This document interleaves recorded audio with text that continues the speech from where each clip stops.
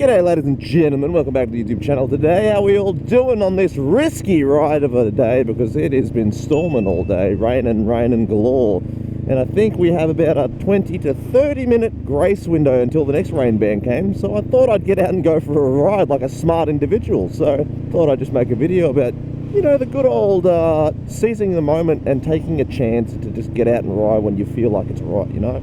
Nothing too serious, but you feel like riding, man, just get out and go for a ride. It's good time, good weather. Not really terrible weather, but I felt like riding. Didn't want to go and wait for the rain to come back. Now look, riding in the rain is not that bad. Half of that charity ride that was ridden in the rain. But I tell you what, it's nice to just get out and get on the bike and do stuff. So I'm actually going to ride sort of towards where the rain would be coming from, because if there's no rain by the time I sort of get to the halfway point of this video, there'll be no rain on the ride home for this video. So I think I got that part figured out. I'm a little bit scared, a little bit nervous, because I don't know how heavy the next rain band's going to be. The main one's been pretty steady today. It's been that good kind of rain. It's just soaking everything, because it's been very dry lately. So it's good for the water table, good for the plants. 30 degrees yesterday, or 31 degrees, and today it's bloody wet and miserable. Make it make sense, Melbourne. But I digress. How are we all, ladies and gents? We out here riding? We're doing stuff? Are you subscribed to the channel yet? I hope so. We're on that way to 10k. But in other news, my visor is fogged up and I can't see shit anymore. And that laugh did not help me at all.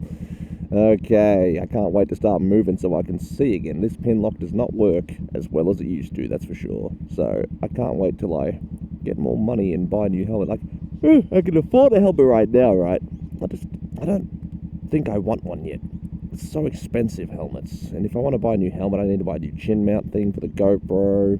And it's a lot of work, man, for a marginal increase in personal quality. So, and if I want to have music, God forbid, buy a Sena, then spend another bloody 12 to 1300 bucks. Everyone complains that Rurocks are expensive, because they are, but once you go out and buy a normal helmet, then you buy a Sena or a Kato, whatever the hell the main one in Melbourne is, you spend the same amount of money anyway, but the helmet quality just might be better. But then you got to buy yourself a custom chin mount for the GoPro. It's just so much work and effort for the same thing, bloody shit fucking. So, I'm just out here cruising, man. That's all I want to do. Cruising and bruising. Tell you what, I was looking at the Indian Dark Horse, the Chief Dark Horse Bobber the other day, and my oh my, do they come in some sexy looking colours. Now I know they're like all matte and whatnot, well at least a lot of them were, but that like all silvery, grey, metallic-y matte colour, oh god damn, she's a gorgeous looker. But here I am on my Honda Rebel cruising around because I can't afford anything. I could buy myself an old metric cruiser. I've been offered the opportunity to buy myself a old Virago 1100, I believe it is, but I don't really want to spend $5 for the tiniest power increase over the Honda Rebel for a significantly bigger bike. Sure, the engine would be more cruisery and the bike would be more comfortable, but that's sort of not what I'm interested in. If I want to get a big cruiser, I want one with a big torquey engine. I don't want like the tiny 1100cc on a big cruiser, you know what I mean? If you want a 1200cc cruiser, you buy a Sportster. But if you're going to get a bigger cruiser, you don't get a bloody 1100. It's just, I don't know. It might be fine, but not for me, you know what I mean? If I want to get a big cruiser, I want a bloody almost 2-litre bang engine, man. I want it to bloody rip my arms out of the socket when I accelerate. I want that kind of power, baby. I don't want none of that measly power. I want power, baby, like American power. Especially after you ride a bike like a Rocket 3. It is very, very hard to justify any other motorcycle when you have a Rocket 3 as an experience, because you're like, oh, that thing had torque on tap and power. Then you go back to a metric cruiser, or God forbid you go back to a Honda Rebel and you just go, oh, there is nothing, there is no go, there is no power, why my bike so slow? To be fair though, this bike does have more get up and go than a 9883 does, because the 9883 on those, is it the Evo engines?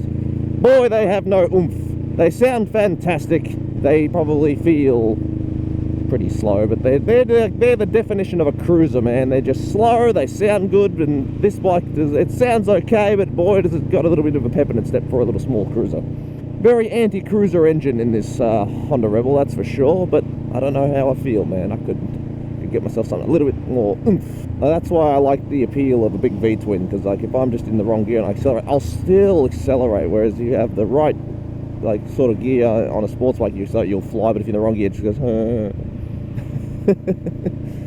So this is where my dilemma comes. Every kind of bike genre has something that I like. All right, cruisers are comfortable, they got torque. Sports bikes have got that corner stability, and they're fast. Naked bikes have that flickability, and they're still comfortable. But I don't know why are bikes so all over the place. Why can't one bike do it all, you say? I wish, man, I wish. It would be so much easier if there was just a one shoe fits all. Oh, we're going to go right down here. Yeah, let's not slip on the watery roads. So I've been going through my own personal dilemmas again, looking at bikes. Because, like, I could upgrade right now, alright? I could do it tomorrow and get myself something. I can get an old CBR 1000, actually, or a CBR 600 for the money I have. If I sell this bike, I could buy myself something nice, like an FTR 1200. I could even buy like an Indian Scout almost. But like, do I want an Indian Scout bobber? Do I want an FTR? I don't know. There's all these bikes. The Indian Scout was definitely more popular on the YouTube channel, it seemed, than the Indian Chief. But the Indian Chief is more exciting to me, but that's more outside the price range. You know, this is the dilemma I come through. And also that new KTM RCR 990 coming out. Oh, that's hot too. So many bikes, so little money. Why is life so cruel? Why can't I have, you know, big YouTube money? I'm just some humble guy, you know. Cheap as chips, man. That's all I want. Bikes as cheap as chips. Why can't it? Actually, you know what? Chips are going over. They're expensive now. I guess it makes sense. Oh well. One day, ladies and gents, we will upgrade our bikes, and one day we will have the big shmoneys to buy all the bikes. But we're in the character development arc, it seems, you know. Gotta be the humbling age before you get anything. No guts, no glory, something, etc., etc. Bikes are fun. How about that? So let's just be happy that we have a bike and not no bike, because I tell you what, having a bike full stop is a good thing, and on a day like today, how could you not enjoy it? It's very simple. If you rode any earlier than I'm riding now, you would have not enjoyed it. What the hell is this guy riding? Is that just a push bike on the road? It is. He's just a kid with a push bike. Good on him. Why are you there?